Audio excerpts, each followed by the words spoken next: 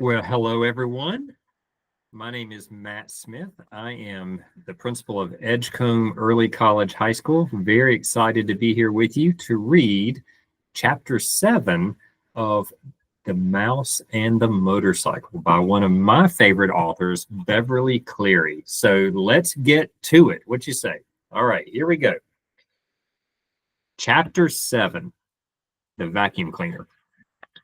From his position under the bed, Ralph watched the tank of the vacuum cleaner being dragged in from the hall and listened to the clash and clang of the attachments as the maid connected a long metal tube to the nozzle at the end of the hose and fastened a carpet cleaning part to the end of the tube. He heard her humming to herself as she plugged in the daily machine, as she plugged in the deadly machine and began to work it back and forth across the carpet. It's nice she's so happy, thought Ralph bitterly, as he watched the hungry machine devour dust and lint that lay in its path. The maid's feet in white sneakers moved across the room until, without bothering to bend down to see where she was cleaning, she shoved the attachment under the bed. It slid closer and closer to Ralph. To be on the safe side, he pushed the motorcycle farther from the edge of the machine, from the reach of the machine. But he dared not take his eyes off the attachment for even an instant. He shuddered as he watched it gobble a dust mouse. But even as he shuddered, he was fascinated by the power of the motor. The maid began to sing. I'll give to you a paper of pins, for that's the way my love begins. The attachment fell off the end of the long tube, but the maid, whose thoughts were elsewhere, did not notice. Now Ralph could feel that machine suck in its breath and knew he was in danger of being inhaled along with the dust mice.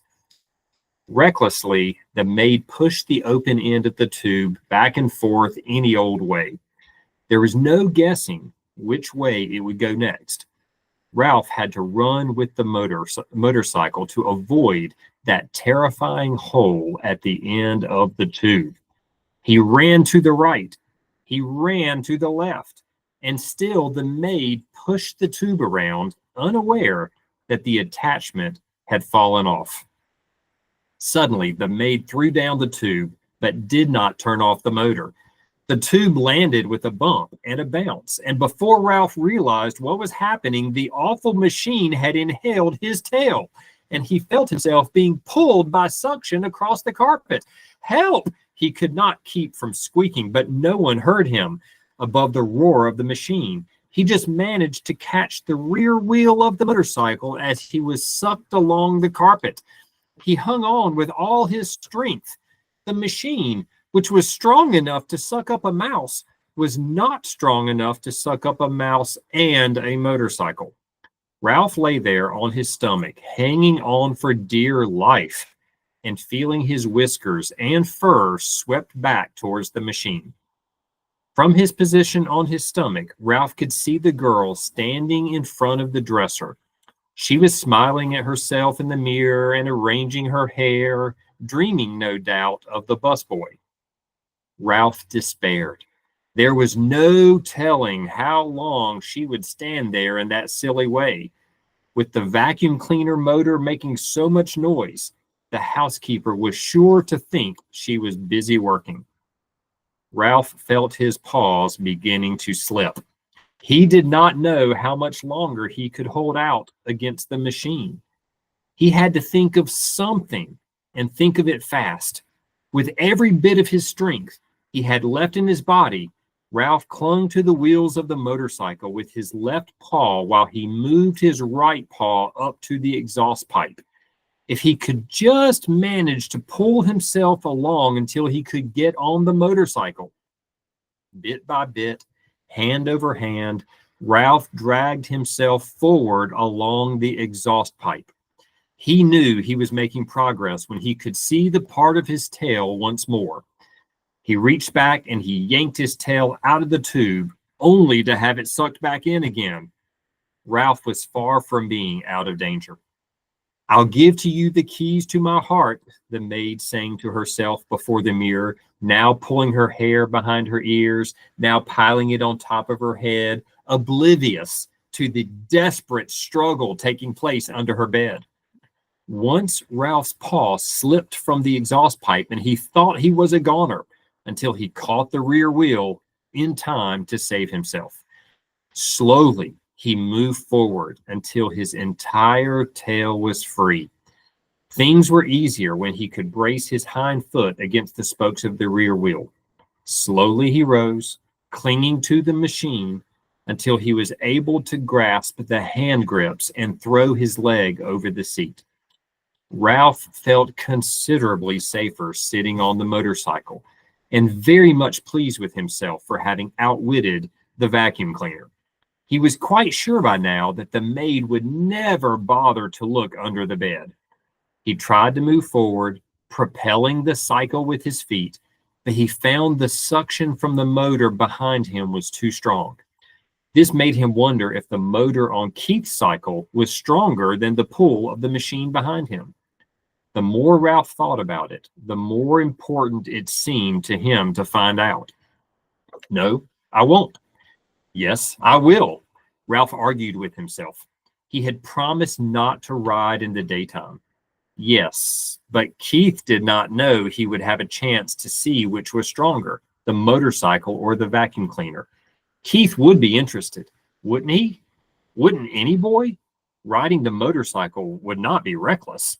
It would be an important experiment. Motorcycle versus vacuum cleaner. Which would be the winner? Ralph had to find out. Whew, it's getting intense. The maid turned abruptly from the mirror. Her feet in sneakers moved across the floor towards the electric outlet. If she disconnected the vacuum cleaner, there would be no experiment. If Ralph was going to pit one motor against the other, he had to do it now. He would never have another chance. Puff, puff, puff. Ralph picked up his tail and he started the motor. Without taking time to let it warm up, he gunned it with all the breath he could inhale. The motor got off to a faster start than Ralph expected, so fast that Ralph lost control. He shot out from under the bed just as the vacuum cleaner died with a long, drawn-out groan. Suddenly, everything went white, and Ralph found himself bumping along in a strange, ghostly place, all white and made of cloth that seemed to be closing in on him.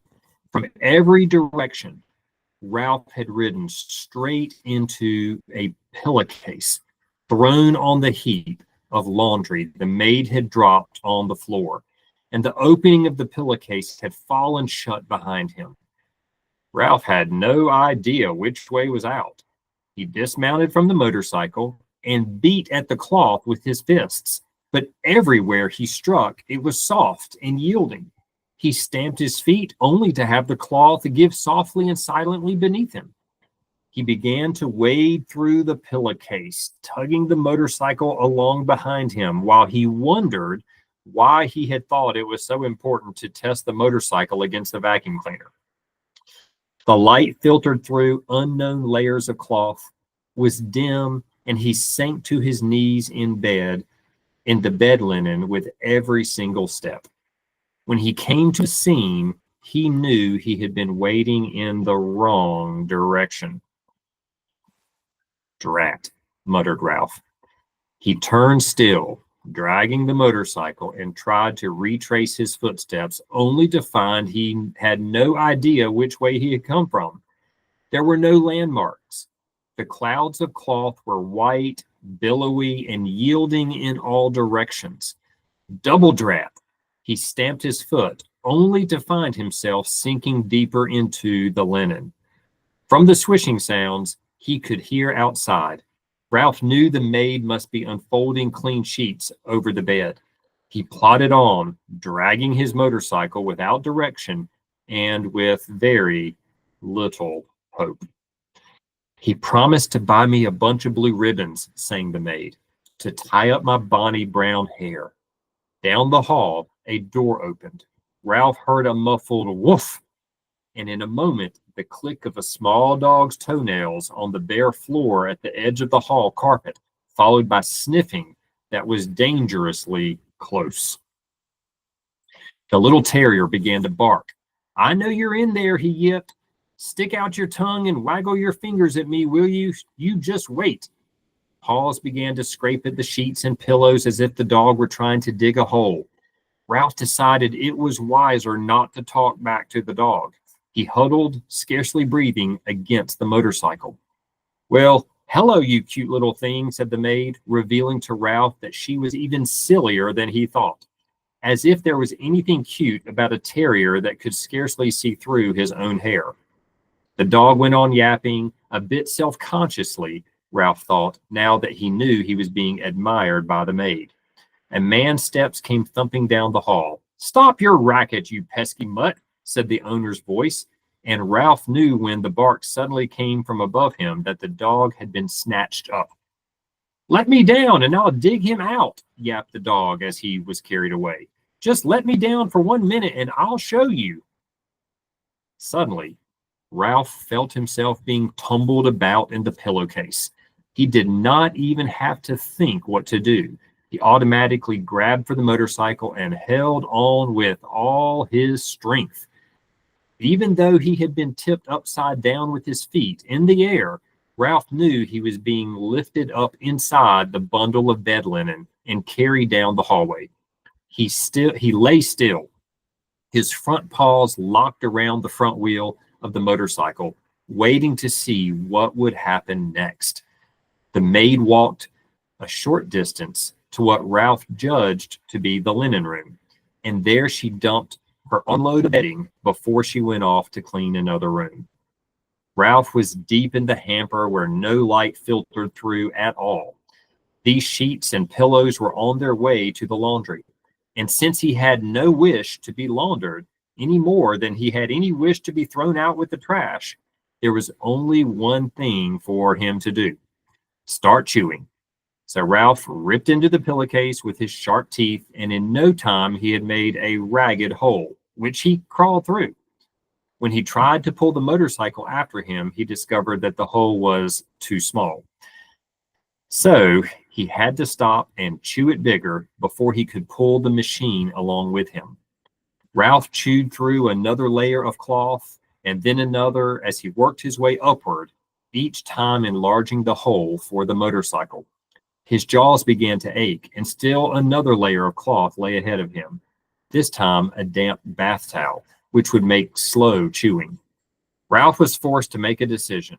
Did he want to save his life, or did he want to be carried off to the laundry with the motorcycle?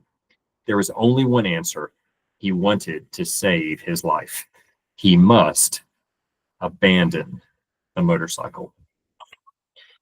With aching jaws, Ralph chewed onward and upward, moving faster now that he was making mouse-sized holes instead of motorcycle-sized holes. The bath towel had left an unpleasant furry taste in his mouth. Gradually, light began to filter through the cloth, until finally, when Ralph thought he could not force his jaws to close on one more mouthful of fiber, he emerged into the daylight at the top of the hamper. "Whew," Ralph gasped, rubbing his aching jaws and wading across the sheets to the edge of the hamper. He leaped lightly to the floor and, hugging the baseboard, scurried down the hall to room 215, where he flattened himself and squeezed under the door. Safe but exhausted and filled with remorse at the loss of Keith's motorcycle, Ralph dragged himself off to the mouse hole to catch up on the sleep he would have had that day. And that, my friends, concludes Chapter 7 of The Mouse and the Motorcycle. Again, my name is Matt Smith. I'm the principal at Edgecombe Early College High School, and thank you for inviting me to be a guest reader to my GW Bullet friends. Y'all have a great day, and I can't wait to find out what happens in Chapter 8. Bye now.